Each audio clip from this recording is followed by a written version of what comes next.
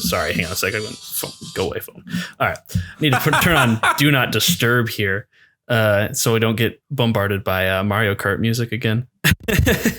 I love that that's your ringtone. I gotta be honest. That song gets me hyped, man. Excitebiter Arena. You can't go wrong. It's my favorite track to race.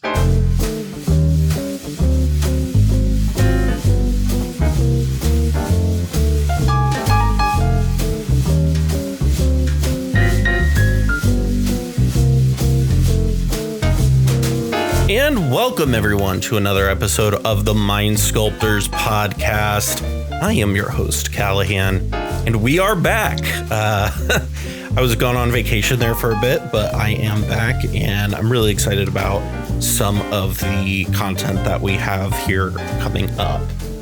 On today's episode, I will be joined by James, more commonly known as Squirrelmob, to discuss the most recent update from version 5 of the cEDH Metagame Project, which, if you're unfamiliar with the project, it is a data collection project run by James that aims to gather a rough sketch of the wider landscape of cEDH.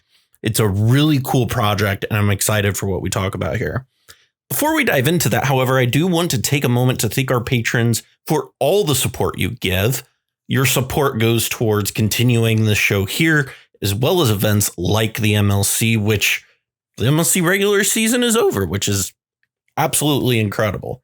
One of your patron perks is access to our Discord server, where we brew, share memes, discuss spoilers, all sorts of stuff. James, I will give James a hard time about the Detroit Lions, and we talk college football in there too. There's a few people. We have a really great community. But the other bonus for being a patron is you get access to the uncut video episodes of the podcast.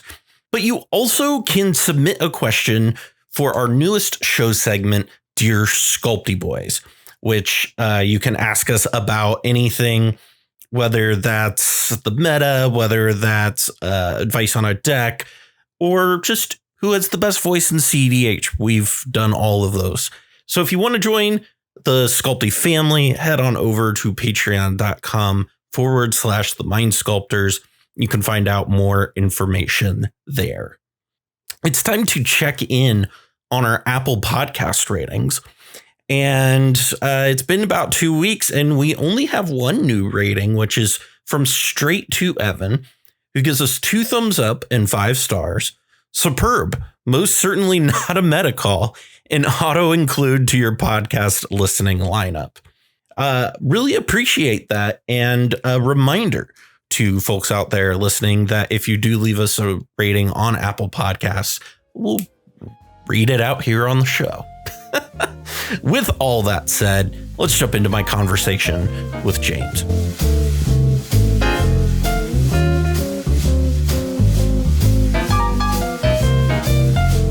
I don't remember if I said it, but congratulations on making the playoffs, friend. Thanks. It's a little weird. Not gonna lie. What was your reaction when you saw what the tiebreakers were like? I feel bad for Morgan, actually. Because Morgan's a better player than I am, and was in it from the whole beginning, and being in the same division, him and Sick, that alone must kind of suck. And then to have me snipe that spout out from under him, that has to feel a little rough. And for the people who are at home who are not familiar with what the records are, all 3 of you ended 4-5-1, but you just had better tiebreakers than Morgan. Yep. I won a game in the division and he did not, which is rough. But yeah, congratulations. But before we get into our topic for today, we are going to do our segment, Dear Sculptybois. Oh, sweet. And today we have a question here. What is the best way to tech against Winota other than obvious silver bullets like Grafdigger's Cage and Containment Priest? And that comes from Lavinia in Los Angeles. So James, if you had to think of the, outside of Containment Breach, outside of Grafdigger's Cage, what are cards that you would tech in against Winota? So all of them are what I'm going to say are things that are old memes, but they check out. Why did we stop running Toxic Deluge? Why is there not more Culling Ritual? What about Cyclonic Rift? These are all cards that do incredible things against these board state decks. And yes, Winota makes them indestructible when they come into play and they're attacking. All right, great, whatever. You take your lumps once and then you blow everything up. People should be playing more board sweepers. Like, I don't care if it's Fire Covenant. I don't care if it's Toxic Deluge. I don't care if it's the one from Baldur's Gate, Delayed Blast Fireball. Like, that card's sweet. But people should be playing more board sweepers. Because if we look at what's out there right now, even the speedier Storm decks are running some creatures, and then all of the Stacks decks are running creatures. And things that aren't like those faster speedy decks and aren't Stacks decks are typically reliant on their commander. For the love of God, just play some removal. I, believe it or not, have been an advocate for... It never makes it into the primer, but I always think that like decks that are blue-white and then add whatever you want onto it. I think like Supreme Verdict is like unironically a good card. It wins through a surprising amount of hate. It doesn't get countered by anything. Doesn't get countered by anything. Yeah, it just can't get countered. It doesn't get countered. I mean, yes, you can hit it with like Mind Break Trap or whatever, but like if you're casting people are running that though into a Mind Break Trap. That's we could go off on a whole tangent about the wild lack of interaction that's going on. No, it feels like there's a bit of a, I don't want to say rock, paper, scissors thing going on, but like in that sense, like when I started playing cEDH in late 2017, early 2018, like there were a lot of dork based decks. And so there were also a lot of sweepers, like Curious Control existed with Pyroclasms in it. Right. Like, and that was a perfectly defensible choice. And then after Flash got banned, we started to see a lot more Turbo Nas decks, and we started to see Dorks fall off, and we started to see a lot more Stacks decks reacting to, all right, how do we deal with these Turbo Nas decks? And now we've got a whole bunch of these Stacks decks, so maybe we should start running more removal again, because so many of the Stacks-based creatures, or Stacks effects, are creatures that are typically X2s and X3s. Imminently killable. I just the amount, like, I think a really good example too, as somebody who plays an Agila, because I'm working on an Agila primer of my own, and plays against an Agila a lot, is you find out real quick that board states need to be dealt with. Yes. And if you don't have something that can deal with a board state, it's going to be rough. But if that answers your question, Lavinia in Los Angeles, I hope it does. Play more removal. The age-old answer to all the woes. Like, it doesn't even really matter like what removal all that much either. Like, even targeted removal, like, oftentimes is pretty good. Like, if you're worried about Winota, you kill Winota like 2 times and suddenly it costs 8 to play again. That's a lot. That was actually I saw it happen in a game the other day. Like in the last MLC game, well, not the last one, but one of the two, the one I won in the division, Ian was on Magda, and Magda cost like 10 mana by the end of the game to cast. Like, it's just, you got to kill things sometimes.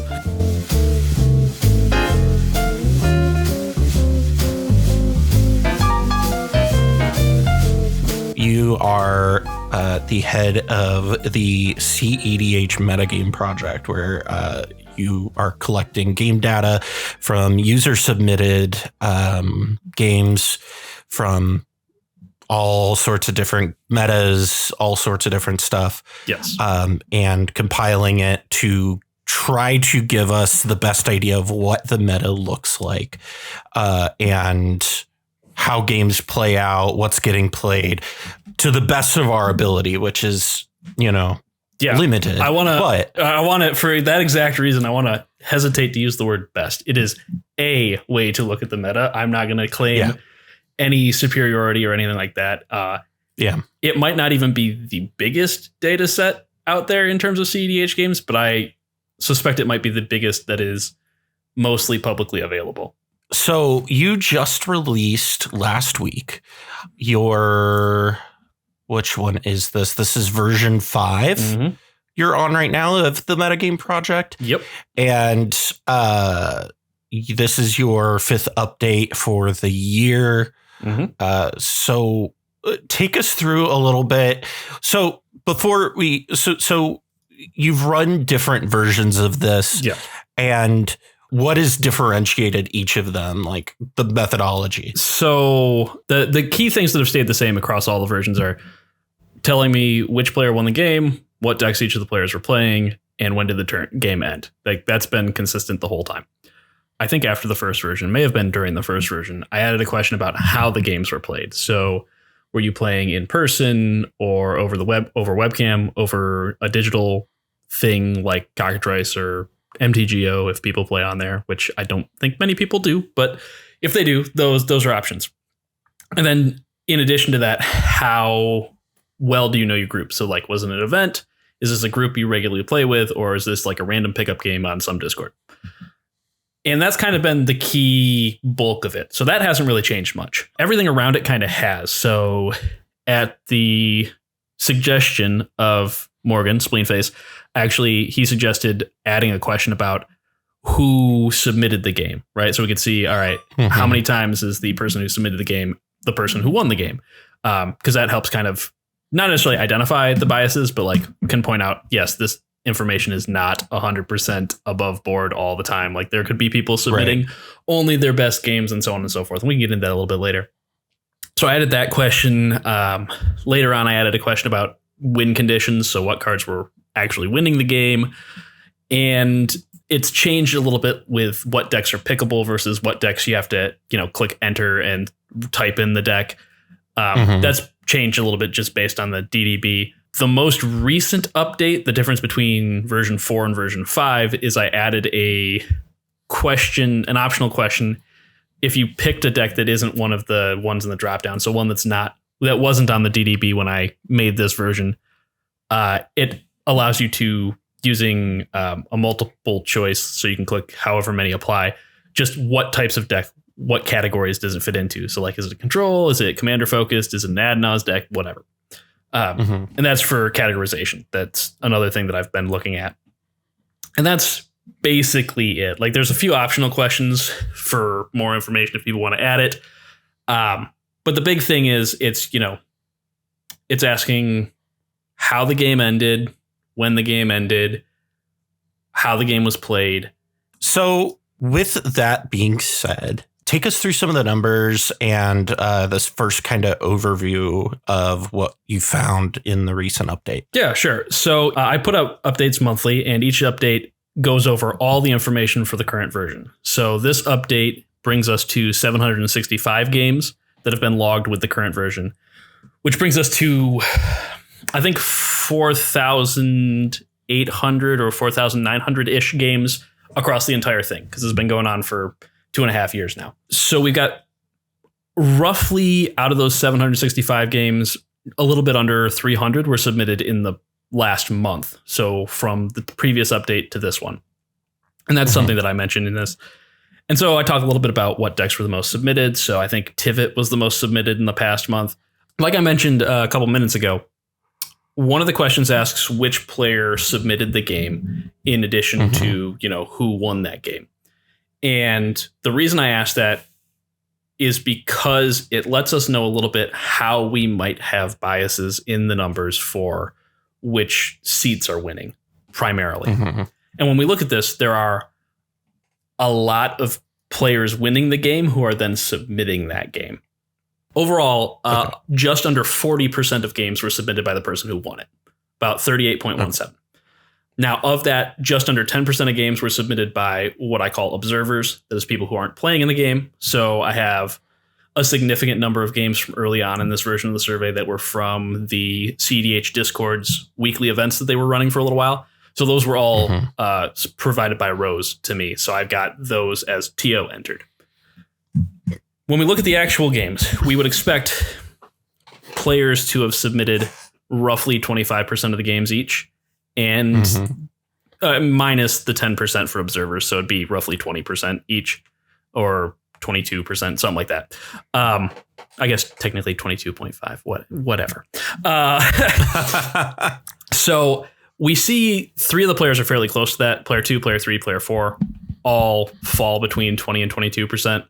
But player 1 submitted nearly 30% of the games, which is worth noting because over half of the games submitted by person playing first were also won by the person playing first, which is more than we would expect, more than twice what we would expect, right? Because if you have 4 players in a game, you would expect each player to win roughly a quarter of the time. Right. But every other seat also had an elevated rate of self-submitted wins. Not as elevated. So player 2's was like just about 44%. Player 3 was about 38%, really close to the average. And then player 4 was the only one that was under 30% and just under it, just over 29%. So all of the seats submitted wins for that seat more frequently than we would expect, which means there's likely some bias here in submissions of what I'm going to call better games. But because every seat is participating in it, the effect that has on the overall numbers becomes more muddied, if that makes sense. Yeah. I think we talked about some of that on when we had Phil Gallagher on a few weeks ago. Well, not a few weeks ago, like over a month ago now, I guess. I forgot that I took 2 weeks off.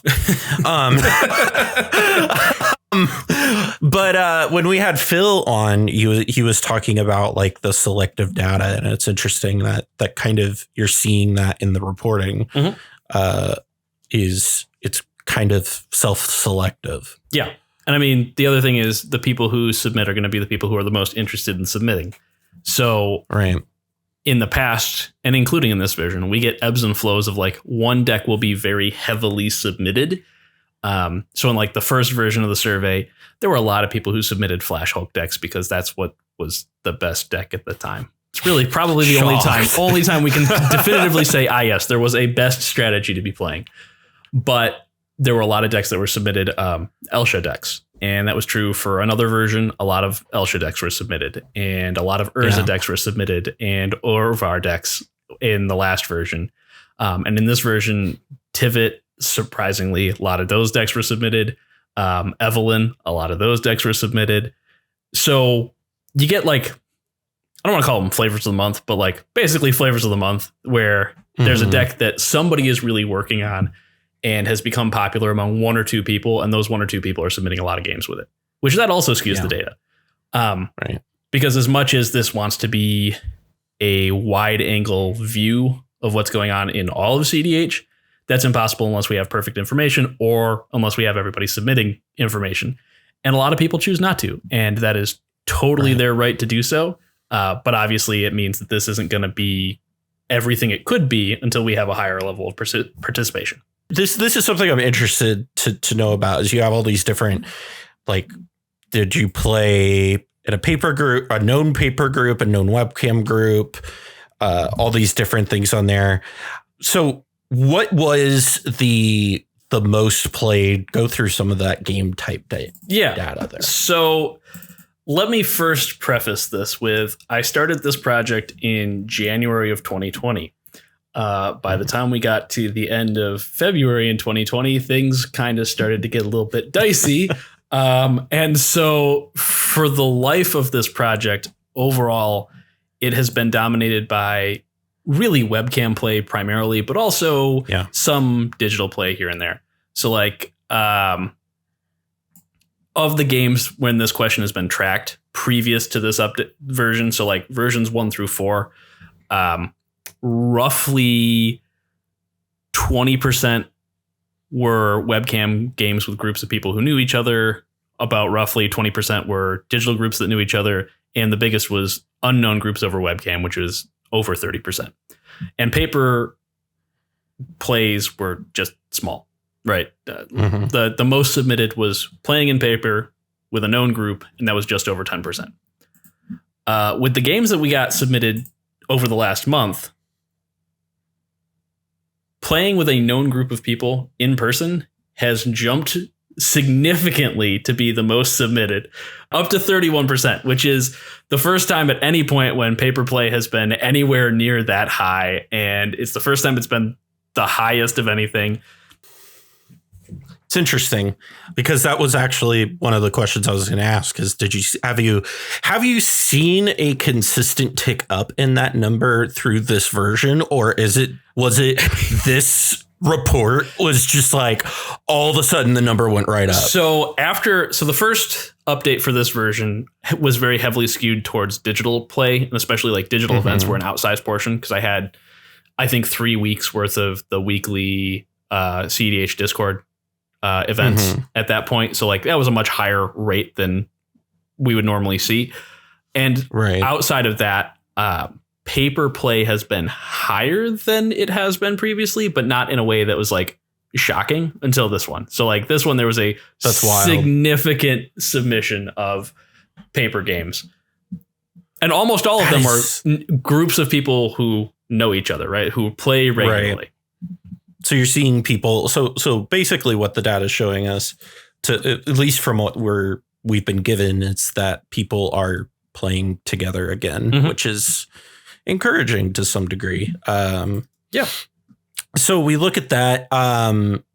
We talked about the winning player and how, we've talked a lot about, we've seen this discourse. Michael Levine had a long thread. He did.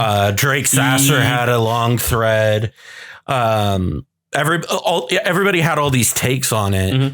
And so like regardless of how the math works out for all of this stuff, what are your numbers showing right here? So first I want to preface this with the podcast that I do with Fern. We did an episode a couple weeks ago that'll be out on YouTube at some point in the future on whether or not stats matter in cEDH.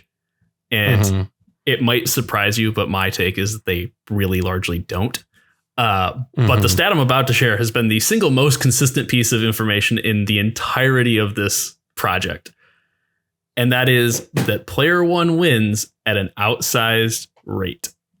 Player one has had more wins submitted than any other player throughout the entire life of the survey, and not by a particularly small margin either.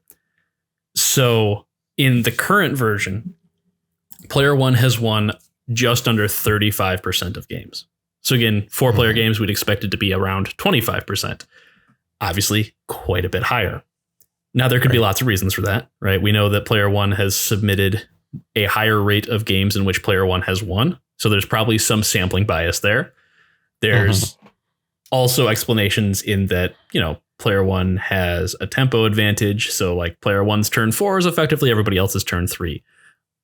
Right. So that obviously also is an impact. But the fact that it's been consistent over 2.5 years, right around between 33 and 36% that player one has won at, says to me that even if we're taking into account all these biases, there's some kernel of truth to this, that player one wins more often, which like just in your gut, you kind of figured was the case. Yeah. Well, and I was curious. I know I have the data. I haven't run the data, but I know you've been collecting the data for the MLC. And has it been reflective in the MLC, or is it like, because I know last year it was like mildly even. Yeah, I haven't actually crunched the numbers since the last time we talked because after being taken off of coverage duties, I stopped worrying about it quite as much, to be completely honest. That's completely fair. So it's one of those things that I will get to at some point here in the next week or two. But when we last ran the numbers, it was only with a few weeks worth of games, maybe 3 or 4 weeks worth of games. Yeah. And player one had won a little bit more than the other seats, but not like an excessive amount compared to, what we see in the overall numbers here, where we see player one winning at a rate that is significantly higher. And I actually have a theory as to why that might be the case. Okay. In the MLC, it's an invitational. It's handcrafted. You have picked the players who are there.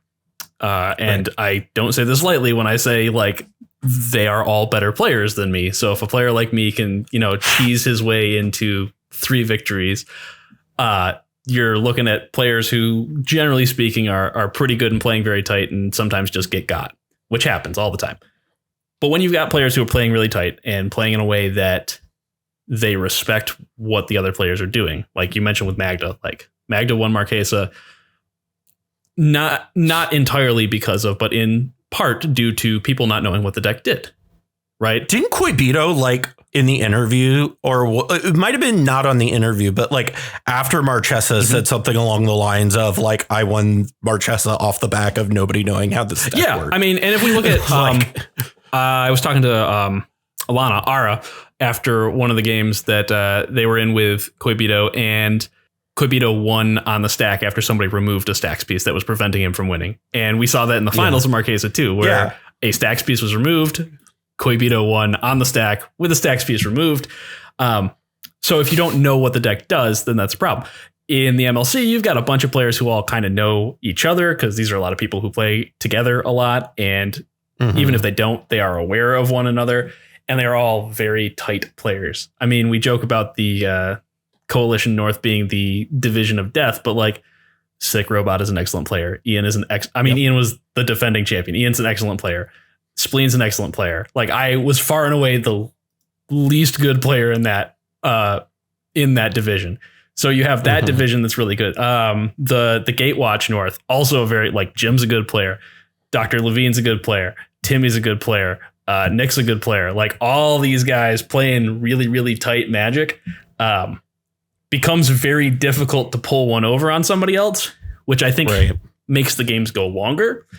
And as the games go longer, I think that greatly impacts the rate at which player one wins. Although, interestingly, there's still an elevated win rate for player one across almost the entirety of the game. It really doesn't start to fall off until like the very, very, very late turns. So like past turn, like when we're talking late turns, I think this is interesting to define. What is your definition of late turns? So I divide the turns up when we look at the turn information, which I imagine we're going to use this as a segue into that. I divide the turns up into 3 chunks. From turn 4 and before turn 4, I call those the fast games. Turn 5, 6, and 7, mid-range games. Anything after turn 7, so if it ends on turn 8, turn 9, whatever, those are the late games. Interestingly, if we look at the win rate for player one on each given turn, there are only 2 turns on which that win rate is below 3 turns, I guess, where that win rate is below 30%. Which turns are those? So one of them is wins on turn 1, where each player won once. So like we're talking a sample size of 4, which is itty bitty and doesn't matter. Like even when I talk about this, normally I just discount turn 0 and turn 1 because it doesn't matter. It's such an insignificant number of games. Then turn 4 and the games that went 10 turns or longer. Those are the other spots. Interesting. Yeah. Now this one's been a little bit weird because there have been a lot of games submitted where player 1 has won on turn 3. So that's a bit of an anomaly compared to other time periods. But in historical ones, we've kind of seen the same thing where player 1 wins at a rate that is elevated across more or less the entirety of the game until at the very earliest turn 7. And depending on what version we're looking at, it gets a little bit weird from there. But like the advantage seems to be pretty consistent through the early turns and most of what I would call the middle part of the game. And we see like players 2, 3, and 4 are all pretty even, right? Yeah, at certain points. So like right now in this version, player 2 has a better performance in the earlier turns. There's an outsized number of games where player 2 has won on turn 2 versus player 3 has a little bit better success a little bit later in the game. Player 4's success has been more or less flat, but also lower than all the other players. So to a certain extent, we see that kind of those similarities. Historically, player 2 and player 3 have oftentimes kind of mirrored one another very closely, with player 4 being lower than that. And in earlier versions, there's actually been kind of a consistent trend in terms of when players win their games. And it kind of creates this little shape on a line graph that I like to think it kind of looks like an elephant, where it's kind of got a hump and then like a little trunk thing at the end where it jumps up. But we see that with almost all the players historically, where they win more games in those mid-range turns. So like turn 4, 5, and 6. So the end of the fast turns and the first 2 turns in the mid-range are really when the bulk of games are ending. And then how many games they win is where the difference is in terms of their win rate. The turn thing is really fascinating to me. And so when you see where the bulk of games end, where are they usually ending? Yeah, so historically, 1 of 2 turns have usually been the modal ending turn. It's either been turn 5 or turn 6. It's been turn 5 more often than it's been turn 6. So that means that more turns are ending, or more games are ending on turn 5 than turn 6. The second highest place where games are ending is usually whichever one of those isn't the highest. I think there may have been one version of the survey where it was turn 4 instead of turn 5 or turn 6. But if we look at like the numbers right now, turn 4 is about 13.5%. Turn 5 is about 20.5%. Turn 6 is about 16%. So in total, you've got like roughly 50% of the games ending on those 3 turns. I think that makes a reasonable amount of sense, right? Like that you kind of think that bell curve should be exactly that way. It should be right there in the middle of it, generally speaking.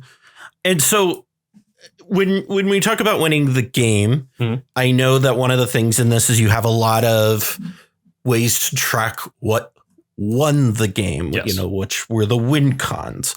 And so what was the information you gathered there? Yeah, so this is, to call it information is a very generous term.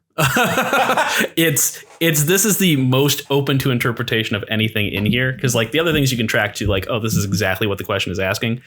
Right. For this, the question asks like what cards were involved in the end of the game, which can be interpreted differently by both the person winning the game as well as the person, who is beaten and submitting, or me when reading through the notes that players leave on these. So this is like really more useful just as a thought experiment more than anything else. But the piece that has been the most submitted out of these are combos that use the commander that won the game.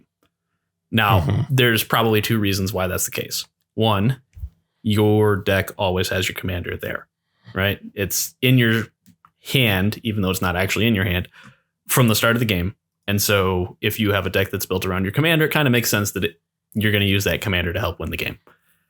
Right. It also makes sense because it's a super broad category, right? So like Elsha comboing with top, that's a commander combo. Get Rog Loops, that's commander combo. Najila, that's commander combo.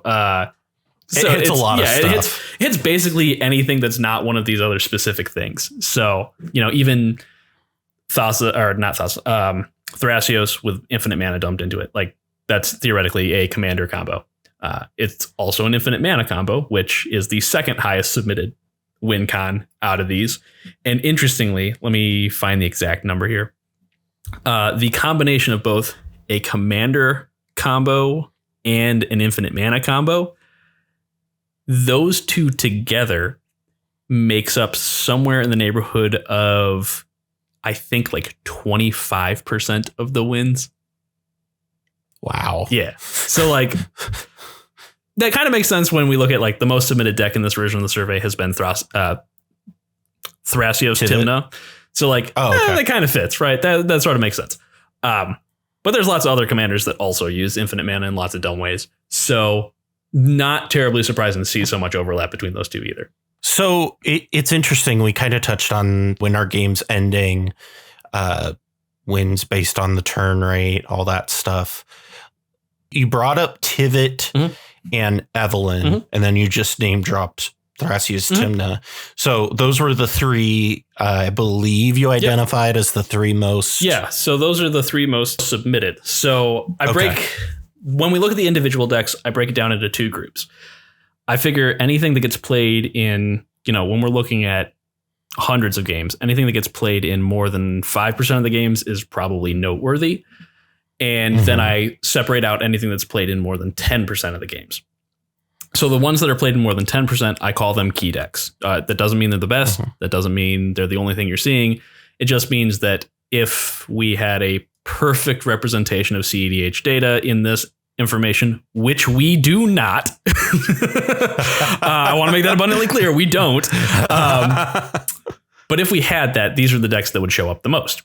And so Tymna Thrasios midrange was at the top of that. And then Evelyn Worldgorger, although I realize I made a typo here. And then Tivit after that. Okay. So those are the ones that showed up more than 10% of the games in this survey version so far. So take us through each of those decks. What's kind of going on with it? What your basically break down what you wrote about it for me here. So probably the most interesting thing about these 3 decks is they've been submitted the most, but they have played against each other very, very, very infrequently. There have been a decent number of Tivit Evelyn matchups. But there have been very few matchups between Tivit or Evelyn and TNT midrange.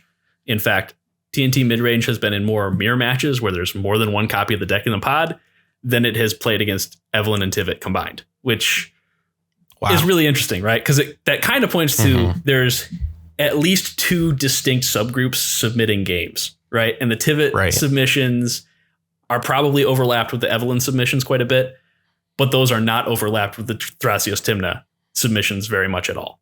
And this is just games where one of those decks wins. So like there's probably some pods where multiple of these decks are in them, but neither of them won, which is not really accounted for. It could be, but I'm too lazy to do that. So when we look at this, the other interesting thing is all of these decks have win rates that are above what I consider a reasonable range of expectations. So that range I consider to be between a 20% and a 30% win rate. Because if we take that baseline, 4 players, 25% chance to win, and we build in some room for just variance and ultimately small sample sizes. So plus or minus 5 percentage points either way. So 20%, 30%, all of these decks are over 30% win rate right now, which is somewhat surprising. Now, some of them are pretty close, like Tymna Thrasios midrange, just over that. Evelyn, a little bit higher over it, and Tivit is kind of just over it too. But still pretty shocking, right? We wouldn't expect to see that out of 3 different decks that are all among the most submitted. And typically, like what we see with the key decks is we'll have one or, if we have a set of, say, 6 key decks, we'll have 1 or 2 that are above the range, 3 or 4 that are in the middle of the range, and then like 1 or 2 that are way below the range. And that was even the case like in the last update. The last update, TNT midrange was right in the middle, like more or less on 25%, maybe a little bit above it. Evelyn was above the range. Yeva was a little bit above the range. And then Urza Polytyrant was way below the range. So like that's historically been something we've seen where we have, out of a set of decks, we'll have a couple above, most of them in the middle, and then a couple below. Here we don't have that, which is a little bit weird. And again, kind of speaks to that. All right, we have different groups submitting different games. So I'm curious, and this is not a question that is answerable, but I'm curious, like, what are these different groups? What do they look like? What are they composed of? Right. Which is part of why somebody said, why don't you make this not anonymous? And again, that's a headache I don't want to deal with. So Tivit is Evelyn's pretty straightforward, right? Yeah. It's a Worldgorger deck. Like, it's a Nozless that also runs Worldgorger. Yeah. It's pretty good. ETVs, exiles cards. Yeah. That's all you need to know. And I know that's all that matters. I also know that a bunch of Evelyn games have been submitted by one specific player too. So like there's an outsized portion of these games that come from a single person submitting. Which I don't know that that's the case for any of the other deck. Well, I know that's the case for Yorn midrange, but I don't know if that's the case for any other deck. And I know this because people tell me. So like if people want to tell me things, I'm happy to make a note of it. Right. So I'm looking at the list that you have here, just Kev's will, his Tivit list, their Tivit list here. Yeah. And it is a voting deck where it combos with Time Sieve. Yes. So interestingly, I got this list from Just Kev's Will. Shout out to Just Kev's Will, Michigan homies. But they let me know that they actually don't play it anymore. They play a similar version, but with the red-white Stranger Things guy, except the magic version, and then I presume the blue-black one. But I have no idea what either of those cards are. Or it might be 11 and whatever the magic version is. 11 and 11 and Hopper might be what it is. So it's like that's- Cecily and Delina. Is that? I don't remember what the red white one is. I don't remember either. But anyways, like the same idea. Time sieve, make a bunch of clues or whatever and sacrifice them. So Tivit, instead of just making clues, when it comes into play or attacks, everybody votes. You get to vote twice, and depending on the votes, you get treasure or clues. But if there's 4 players and you get to vote twice, you make 5 of these artifact tokens. And 5 is the exact number you need for Time Sieve to be activated. So basically that's what you do. You know, weird. Yeah. And the cool thing about Tivit is the trigger is an attack trigger. So you don't actually have to deal combat damage to anybody. You just need to attack. Right. And it's an ETB trigger. So like you get it when you cast him, and then you get it assuming it doesn't get countered. And then you get it whenever you attack. So every turn you get to generate 5 more, and you time sieve and whatever. And of course, I didn't realize it was templated the same way as the Titans. That's hot. Yeah, it's actually pretty sweet. No, it is combat damage. I'm sorry. No, it is combat damage. I misspoke there. Enters the okay. Yeah, it is combat damage. So you have to beat through, but it's also a 6/6 flyer. So like, there's not a lot of flyers in this format, if you've noticed. And it has Ward 3. Yeah, it's really hard to remove. And it's an Esper deck, so at the end of the day, you also have Thassa's Consult. And this particular version also runs Hullbreaker Horror, because why not? You can just generate a buttload of mana with, anything like Mana Crypt and Mana Vault, paired together, and then do stupid things. Because if you make a bunch of, say, clue tokens, you get to sacrifice them and draw cards, which turns out is pretty good. Turns out. Yeah. You get to do some silly things here. This is interesting. Now, I'm assuming this is because I assume in previous versions you have seen spikes in like specific new decks spike up for a bit. Like you brought up Orvar. Yeah. Is this kind of what you would expect from this is new, came out within the last like set release time period? Yes and no. Typically there's like one deck that fits that kind of mold that gets into the above 10% submission. So like in the last version of the survey, it was Orvar, which was newish and, was above 10%. But typically you only see them hit like that 5% range rather than hitting 10%. So the fact that there's 2 that are new and also above 10% of submissions is pretty surprising between Evelyn and Tivit. It also means that a bunch of more established decks are in that 5 to 10% range. Yeah. And so that's what I was about to say is you have 16 decks here that fall into that. Yeah. And there are some interesting ones in here, but also some interesting ones that aren't in here. Yeah. So like go through this stuff here. So there's, 16 of these lists that fall between 5% and 10% of submissions. The overwhelming majority of them, so 10 of them, fall right within that range of expectations, like around 25%, between 20 and 30. Most of these are slightly more established lists. So like the one that isn't is Rocco. But Rocco makes a lot of sense as a deck that would be played right now because people are probably still testing it out, and also is a pretty solid list, all things considered. So Rocco falls in that. Orvar falls in that. Kurik, Sidisi Brood Tyrant, the more traditional layered build, because there's also been some submissions of the Empty the Lab build, which is also very cool. But those have been a much smaller amount. Gitrog's in this range. Eureka's in this range. Winota's in this range. Grolnok is a little bit newer deck that's also in this range. So pretty solid selection of decks there. Also, Stick Fingers is in that range, as is Thrasios Vile Smasher midrange, which interesting. Yeah, at a certain point, it's a 4-color soup, and 4-color soup is pretty good. And I think Kark Sakashima is also in that range. Kark Sakashima is there too. So that's a pretty wide array of things that fall right around where we'd expect them to be. Then we have some decks that are above that range. Yorn midrange is the most notable, but also is notable because I know that there's basically 1 or 2 people submitting all the Yorn games, and it's JD, and being the progenitor of the deck, knows what he's doing with it. So that certainly makes an argument for some of these elevated win rates could be due to pilot skill, which is a thing that we cannot track in the survey, but it's always worth remembering that, if you've got really skilled pilots playing a deck, then it might help explain why it's doing better. Or the converse is also true. If somebody is less skilled with a deck, it could explain why it's doing worse. And that was really true, I think, for some of the older versions of the survey, where decks like Kess Consultation would be hovering in the lower half of that expected range or just below it.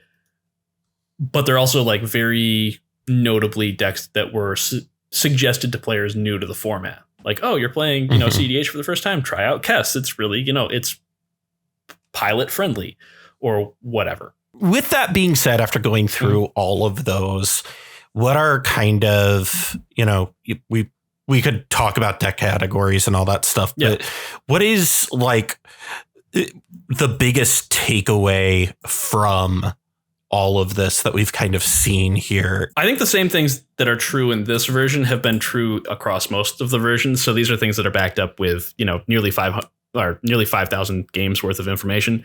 The first thing is that player 1 has some level of advantage in how often they win. Whether or not it's to the full degree as suggested in these numbers may or may not be the case. But there seems to be some advantage for going first, which, again, probably in our gut, we all knew that was probably true.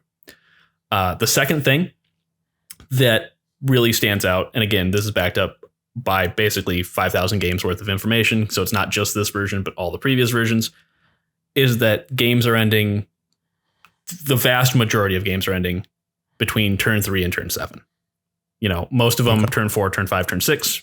We add turn 3 and turn 7 there, and that's probably... So it's really a turn 5 format. Well, that's not what I would say. I still say it's a turn 3 format, but so that's the second thing is like you really want to be able to interact with the board, interact with the stack, interact and be meaningful, whether that's answering questions or asking questions in gameplay. You need to be able to do that no later than turn 3. And realistically, like you want to be able to advance your board state on turn 2. So would you say if it, I know recently, I don't know if you've seen this or not. You're on Twitter. You've seen this. My analogy of EDH is just Magic the Gathering Survivor. I've seen that. Would you say turn 3 is the merge? So here's the thing. I have never watched Survivor, so I have no idea what the hell you're talking about. James, I was a doubter. Look, man, my reality TV is RuPaul's Drag Race. That's what I watch. Okay, that's acceptable. Yeah. That's acceptable as well. Yeah. My wife and I are just huge Big Brother fans. I've never watched that either. Both of them I highly recommend. They're very good. I wasn't like a huge... those types of things. I thought they were kind of dumb for a really long time. And then Cassidy just started watching them and I would just be in the room and I was like, this is actually really interesting. And so I started getting really into it. That's actually how I started watching Drag Race. My wife was really into it. And then so I was like, oh, this is dope. This is really fascinating. The dynamic to this is really intriguing. But anyway, so turn 3 is the merge. Okay. So I assume like it starts off with like tribes, right? And like you have like different, like 3 different tribes or something like that. So I will assume based on my knowledge of the word merge that this is them coming together. Yeah, this is all the tribes coming together to one tribe. That makes sense. So turn 3 is when the game gets real. Yeah. The other thing that I would say is a takeaway from this survey and all of it is, and this is kind of why I have that opinion that stats don't matter. cEDH is still an incredibly variant format. This is not poker, right? Poker, you're playing to your odds and doing X, Y, and Z. And in 1v1 Magic, 60 card normal Magic, that makes a lot of sense. Like there's a reason that there's a lot of good Magic players who are also good poker players. There's a reason there's a lot of overlap between the communities and the way they speak and things like that. When we start playing with multiple people with a higher degree of variance, we are moving away from poker. We are moving away from craps. We are looking at a roulette table. And now you're moving towards a reality show. Sure. Yeah. And it's really like, as much as it is about, playing to your outs and playing to your numbers, there's only so much of that you can do in a 4-player game where there are effectively 400 individual unique pieces. Now, yes, if we're all playing blue and black, we all have Thassa's Oracle and Demonic Consultation, whatever, but there's still effectively unique pieces. So you don't know who's going to do what when. And you also don't know what's going to happen with the way that players are playing, right? We talk about king making or spite plays or whatever, but like we don't have good definitions for them because the ways in which people play are so also just variant, right? So when you have variant ways of playing, you have variant decks, you have decks that are divergent to the main ways of thinking, you have ways of playing that are divergent to the main ways of thinking, you wind up with just this big old mess. You have a soup of possibilities, right?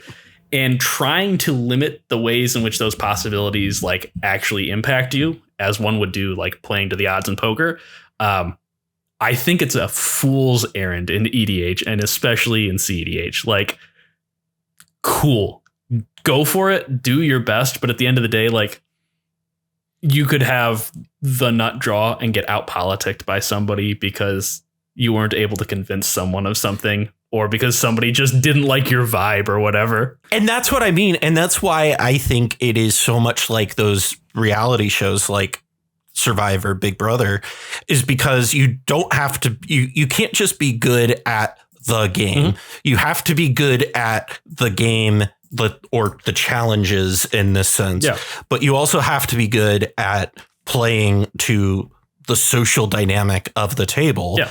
Because there's 3 other people, not just one. This is a communicative format. Yeah. You can't just non-verbally do Well, think about like how people play with regards to like holding up interaction and, for lack of a better term, priority bullying people into using their interaction. Like, I played a game on stream a couple weeks ago where the table lost to me, a Thassa's Oracle Demonic Consultation because one player didn't want to get priority bullied into spending all their interaction. So the table like died with interaction in their hand because nobody was willing to, take the shot. Yeah, it's really interesting, that whole aspect to it. And that's why I said this on Twitter, and I'm going to say it here so that our listeners can hold me accountable, is do expect me to do a like actual in-depth look at that take about Survivor. But like it really is. I like when I say that is, and I think it plays to your point though of the social dynamic of EDH. You can't remove it. No, you can't. Regardless of how, like, no matter how competitive you get, the social dynamic is always there. Right. And, ultimately at the end of the day, as much as we can have events and have, leagues and things like MLC or Oktoberfest or whatever else, as much as we can have these and have a competitive aspect to this, it is still ultimately a casual format. It always will be. And you can't really take that out of the format's flesh and blood. And for me, that's what makes it compelling. I've seen people who come into the format and say, well, it's a great format except for the politics. No. The politics are what makes it. Like, I'm a player who's bad at table politics. And to me, they are still what makes it. Like, yeah, that is the compelling part of this format. If you get rid of that, then there's no thing that really makes it feel any different than just, all right, let's just run numbers in a spreadsheet and call it a day. You have this chance of winning. Let's roll dice. All right, you've won. Congratulations. And then move on. Like, right. Great. Whatever. That's the right. Well, I'm sure you and I could do a whole podcast just on that alone. But with respect to both you and our wives. So when we're talking about where people can contribute to this, where people can find this, if people want to put their games into this data set, where can they go? There are 3 very easy places to find it. The first place is by following me on Twitter, because it's in my bio. So if you follow me on Twitter at SquirrelmobMTG, right there in my profile's bio is a link to the survey. That link is, of course, the second way to get there is really easy. It's just a shortened link. So bit.ly/cEDH meta 5. Realistically, when I update it to a 6th version, the 5 will change to a 6 and it will be the same. You can also get there, like there's a fancy, the whole Google Docs link. And I think there's also a tiny URL. That's tinyurl.com/cEDH meta 5. Super easy to find. The third way, of course, is by going to cEDH.guide, the stats website put together by Ken Bauman, Mino, Mord, and Spleenface. And they give me credit for doing it, but I really haven't done anything. But if you go there, there's a page on cEDH.guide, which says, I believe it's track. So it's cEDH.guide/track. And that's actually got the form just embedded in the page. So it's all right there for you. If somebody wanted to support you in more ways than just, submitting data, are there any other ways that people can contribute to this project? Yes, there are. The first and foremost thing is there are a lot of causes I care about that I would much rather your money go to. So in every update for the project, I include a list of different worthy charities that I think are worth donating to. There's, I think, a list of 9 of them right now that I think money would be better spent. But if people have donated and then still feel like throwing me a couple bucks, I do have a Patreon. It's patreon.com/squirrelmob. But yeah, I don't really need the money. Don't get me wrong. I like money, and I am a school teacher, so I am effectively poor. But this is not something that I am like begging. Like this, I do this because I enjoy it. I made a Patreon at some point because I figured maybe somebody would feel like giving me some money here and there. But really, I would much rather people spend their money on other things.